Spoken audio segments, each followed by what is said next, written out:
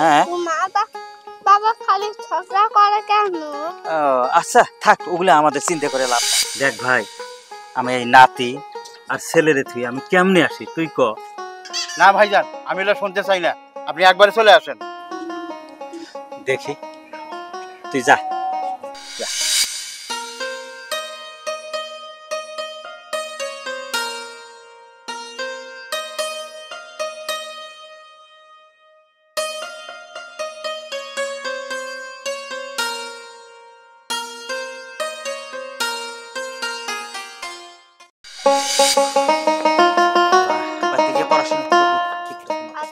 হ্যাঁ ভাইজান,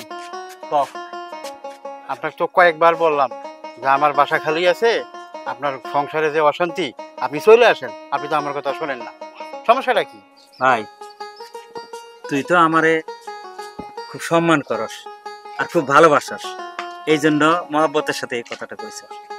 দেখ ভাই, আমি এই নাতি আর ছেলেরে তুই আমি কেমনে আসি তুই ক। না ভাইজান, আমি এটা শুনতে চাই না, আপনি একবারে চলে আসেন। দেখি তুই যা যা। আয় নাতি।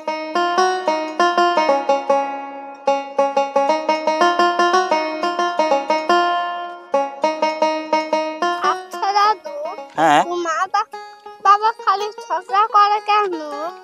আচ্ছা থাক, ওগুলো আমাদের চিন্তা করে লাভ নাই।